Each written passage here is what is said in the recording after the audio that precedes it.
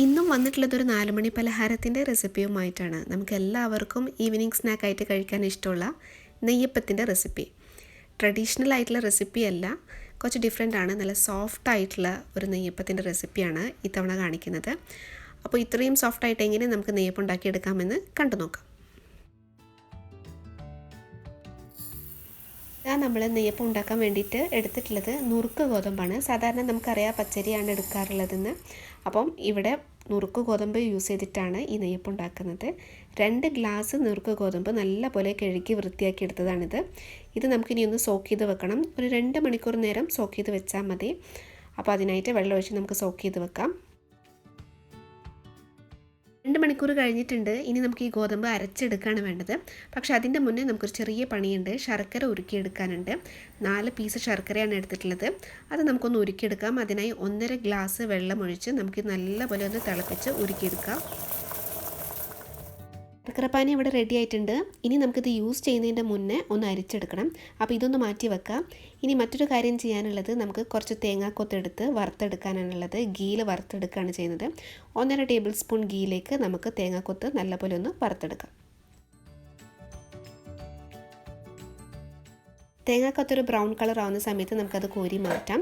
ഇനി നമ്മൾ ചെയ്യുന്നത് ഗോതമ്പ് അരച്ചെടുക്കുകയാണ്. നമ്മൾ നേരത്തെ സോക്ക് ചെയ്ത് വെച്ചിട്ടുള്ള ഗോതമ്പ് അരച്ചെടുക്കുകയാണ്. അതിനായി അതിലെ വെള്ളം എല്ലാം കളഞ്ഞ് നമുക്കൊരു മിക്സിയുടെ ജാറിലേക്ക് ഇട്ട് കൊടുക്കാം. ഇത് ഒറ്റ ട്രിപ്പിൽ തന്നെ അരച്ചെടുക്കാൻ പറ്റുമെങ്കിൽ അങ്ങനെ ചെയ്യാം. നിങ്ങൾ യൂസ് ചെയ്യുന്ന മിക്സിയുടെ ജാറിൻ്റെ കപ്പാസിറ്റി അനുസരിച്ച് ചെയ്താൽ മതി. ഞാനിവിടെ ഒരു ഒറ്റ ട്രിപ്പിൽ തന്നെയാണ് അരച്ചെടുക്കുന്നത്. അപ്പോൾ ഗോതമ്പ് ഇട്ട് കൊടുത്തതിന് ശേഷം 2 ഏലക്ക ഇട്ട് കൊടുത്തു. പിന്നെ ഒരു 1/4 ടീസ്പൂൺ ജീരകം ഇട്ട് കൊടുത്തു. ഇത് അരച്ചെടുക്കാൻ യൂസ് ചെയ്യുന്നത് നമ്മൾ നേരത്തെ തയ്യാറാക്കി വെച്ചിട്ടുള്ള ശർക്കരപ്പാനിയാണ്. നേരിയ ചൂടോടെ ശർക്കരപ്പാനി ഇതിലേക്ക് ഒഴിച്ചിട്ട് വേണം നമുക്ക് അരച്ചെടുക്കാൻ. അധികം ചൂടുണ്ടാവാൻ പാടില്ല, അതേപോലെ തണുത്ത് പോയ ശർക്കരപ്പാനി ആവാനും പാടില്ല. അപ്പോൾ നേരിയൊരു ചൂടോടെ ഇതിലേക്ക് ഒഴിച്ചിട്ട് നമ്മൾ അരച്ചെടുക്കുകയാണ്. ആദ്യം 1 ഗ്ലാസ് ശർക്കരപ്പാനിയും യൂസ് ചെയ്തിട്ടാണ് ഇത് അരച്ചെടുത്തിട്ടുള്ളത് കേട്ടോ.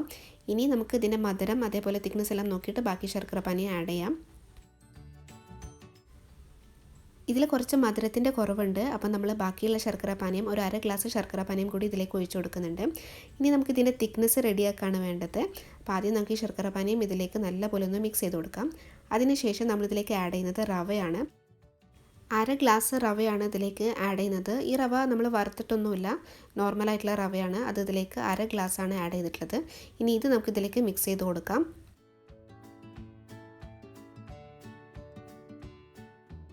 അടുത്തത് ഇതിലേക്ക് 1/2 ടീസ്പൂൺ ബേക്കിംഗ് പൗഡർ ആഡ് ചെയ്യുന്നുണ്ട്. അതേപോലെ ആവശ്യത്തിനുള്ള ഉപ്പും ആഡ് ചെയ്യുന്നുണ്ട്. അതെല്ലാം ചേർത്ത് നമുക്കിത് ഒന്നുകൂടി നല്ലപോലെ യോജിപ്പിച്ചെടുക്കാം.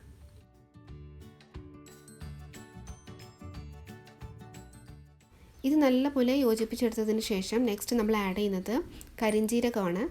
1/2 ടീസ്പൂൺ കരിഞ്ജീരകം ഇതിലേക്ക് ആഡ് ചെയ്ത് കൊടുക്കുന്നുണ്ട്. ഇതിന് ടേസ്റ്റ് ഇഷ്ടമില്ലാത്തവർക്ക് ഇത് സ്കിപ്പ് ചെയ്യാം കേട്ടോ. ഇത് ആഡ് ചെയ്യണമെന്ന് നിർബന്ധമൊന്നുമില്ല. അപ്പോൾ ഇത് മിക്സ് ചെയ്തതിന് ശേഷം നെക്സ്റ്റ് നമ്മൾ ആഡ് ചെയ്യുന്നത് നേരത്തെ വറുത്ത് വെച്ചിട്ടുള്ള തേങ്ങാക്കൊത്താണ്.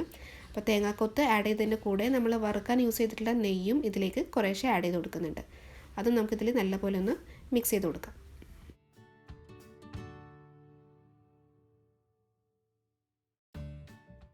ഇനി നമ്മൾ ഇതൊരു 20 മിനിറ്റ് നേരം റെസ്റ്റ് ചെയ്യാൻ വെക്കുന്നുണ്ട്. അതിന് ശേഷമാണിത് ഫ്രൈ ചെയ്തെടുക്കുന്നത്.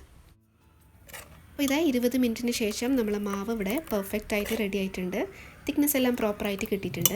ഇനി നമുക്കിത് ഫ്രൈ ചെയ്തെടുക്കാം. അതിനായി ഒരു കടായി എടുത്ത് നമുക്ക് വെളിച്ചെണ്ണ ചൂടാക്കി എടുക്കാം. നല്ലപോലെ ചൂടായതിന് ശേഷം നമ്മൾ മീഡിയം ഫ്ലെയിമിൽ ഇട്ടിട്ടാണ് കേട്ടോ ഇത് കുക്ക് ചെയ്തെടുക്കുക. അപ്പോഴാണ് നമുക്ക് പ്രോപ്പറായിട്ട് ഇത് കുക്കായിട്ട് കിട്ടുക. 2 സൈഡും ഒരേപോലെ ഗോൾഡൻ ബ്രൗൺ ആവുന്നത് വരെ നമുക്കിത് കുക്ക് ചെയ്തെടുക്കാം. അതിനുശേഷം നമുക്കിത് കോരിയെടുത്ത് മാറ്റാം.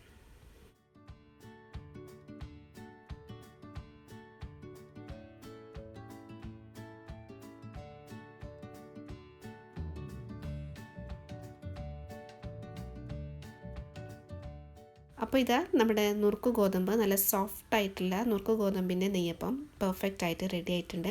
വളരെ ഈസിയാണ്, നമുക്ക് അധികം ടൈമൊന്നും എടുക്കണ്ട. റെസ്റ്റിംഗ് ടൈമൊക്കെ വളരെ കുറവാണ്. അപ്പോൾ എല്ലാവരും ഒന്ന് ട്രൈ ചെയ്ത് നോക്കുക. ഞാൻ നേരത്തെ പറഞ്ഞതുപോലെ ഗോതമ്പിനെ കൊണ്ട് നെയ്യപ്പം ഉണ്ടാക്കുമ്പോൾ നല്ല സോഫ്റ്റ് ആയിട്ടുള്ള നെയ്യപ്പമാണ് നമുക്ക് കിട്ടുന്നത്. എല്ലാവരും ഒന്ന് ട്രൈ ചെയ്ത് നോക്കുക. അതേപോലെ നിങ്ങളുടെ ഫീഡ്ബാക്കും അറിയിക്കാൻ മറക്കരുത്. വീഡിയോ റെസിപ്പി എല്ലാം ഇഷ്ടപ്പെട്ടിട്ടുണ്ടെങ്കിൽ തീർച്ചയായിട്ടും ലൈക്ക് ചെയ്യാനും ഷെയർ ചെയ്യാനൊന്നും മറക്കരുത്. അതുപോലെ സബ്സ്ക്രൈബ് ചെയ്യാൻ വിട്ടുപോയവരുണ്ടെങ്കിൽ ദയവായി സബ്സ്ക്രൈബ് ചെയ്യും. So see you next video. Till then take care and by.